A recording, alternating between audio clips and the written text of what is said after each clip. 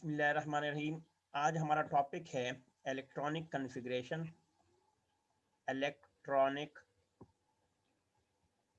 Configuration electronic configuration इस topic से related सबसे पहले तो हमें कुछ लॉज का पता होना चाहिए। लॉज का मतलब क्या होता है कि कौन कौन से लॉज ऐसे हैं जो इस टॉपिक को कवर करेंगे। तो इस टॉपिक को कवर करने के लिए हमारे पास 3 लॉज है। नंबर 1, जो कि इसको हम अफबाउ प्रिंसिपल कहते हैं। अफबाउज प्रिंसिपल, ये बहुत इंपॉर्टेंट है ये लॉ। जो सेकंड वन है पाली एक्सक्लूशन प्रिंसिपल। पाली एक्सक्लूशन प्रिंसिपल ये भी बहुत इंपॉर्टेंट है। और थर्ड वन आपके पास क्या है, Hund's rule.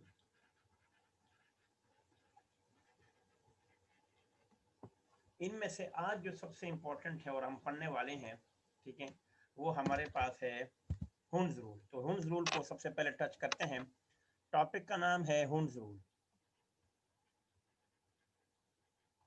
Hund's rule Hund's rule basically होता क्या है।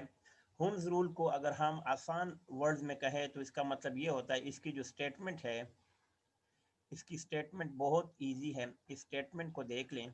स्टेटमेंट सेज कि poor gets poor, poor gets poor और richer gets richer, richer gets richer. यानी गरीब गरीब से गरीब तर होता जाता है और अमीर अमीर से अमीर तर होता जाता है। इसका मतलब ये नहीं है, इसका मतलब ये होता है, सपोज अगर आपको मैं एक और स्टेटमेंट दे दूं कि when degenerate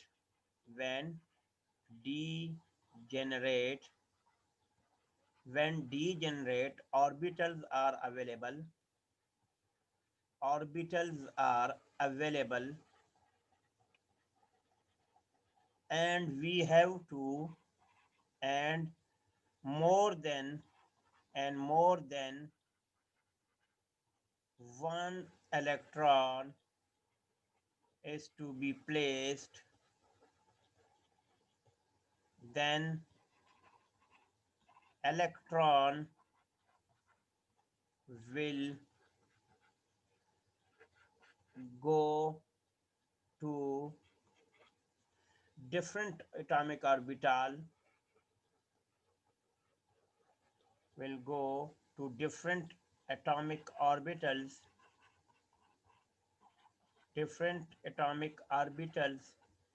with same spin rather than putting them rather than with same spin rather putting them with one orbital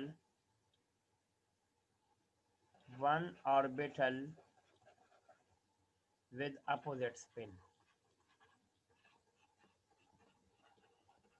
with opposite spin। अब आपकी मर्जी है, आप ये वाली डेफिनेशन याद करें या ऊपर वाली। इसको समझने के लिए अगर हम एक एलिमेंट ले लें, जैसे नाइट्रोजन ले लिया। अब आप देखिए नाइट्रोजन का एटॉमिक नंबर क्या है, 7, मेस नंबर क्या है, 14। अगर हम इसकी इलेक्ट्रॉनिक कॉन्फ़िगरेशन करें तो हम कहेंगे कि 1s2 2s2 और 2p3। ये अगर हम इसको मज़ीद अपने लिए आसानी करें तो इसको हम ऐसे भी लिख सकते हैं। इसी को अगर हम लिखें तो ऐसे भी लिख सकते हैं, 1s2 2s2 2px 2py and 2pz। अब आप देखें 3 इलेक्ट्रॉन है तो हम इसको ऐसे भी लिख सकते हैं, एक इलेक्ट्रॉन इसमें डालेंगे, एक यहाँ और एक यहाँ। ठीक है, तो this is the correct rule, this is the correct rule. हम इसको ऐसे नहीं डाल सकते हैं 1s2 2s2 2px 2py और 2pz। अब ये 3 इलेक्ट्रॉन है तो हम इसको 2 इसमें और 1 इसमें नहीं डाल सकते, दिस इज इनकरेक्ट।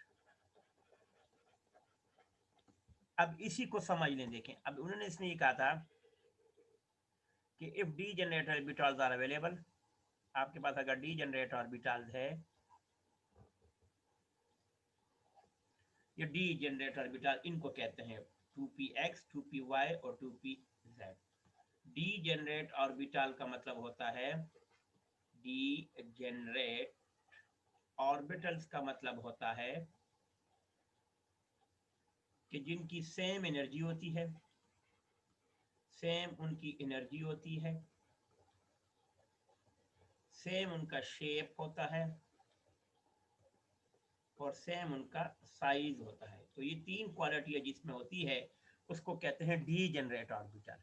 तो अब ये 3 जो है इनकी सेम एनर्जी है, सेम शेप है। अब इसको थोड़ा समझ लेते हैं।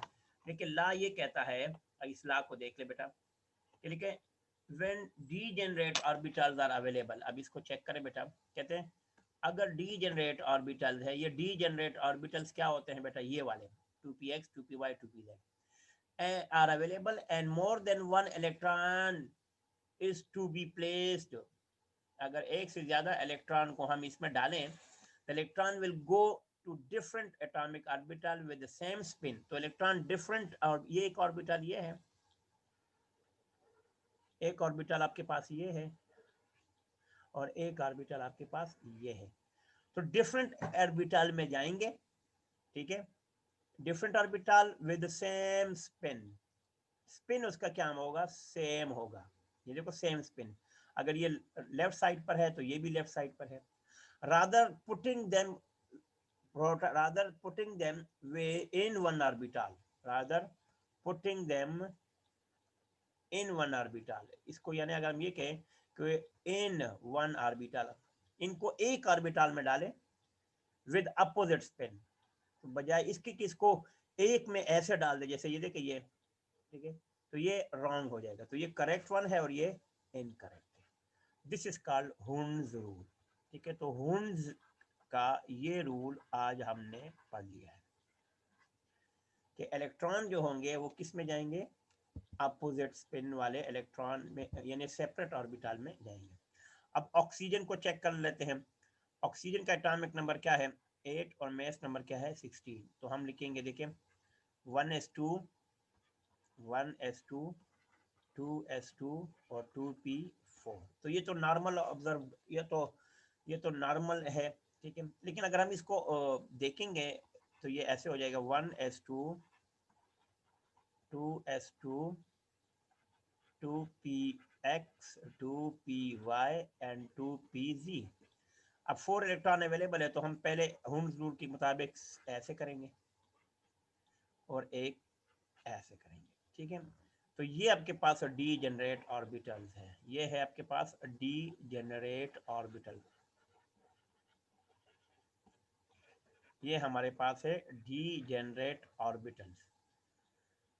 डी जनरेट ऑर्बिटल्स अगर आप इसको ऐसे करेंगे 1s2 2s2 2px 2py और 2pz, यानी 2 इसमें डाल दिए और 2 इसमें और इसमें नहीं डाला, तो ये आपका हो जाएगा, ये हो जाएगा करेक्ट वन है।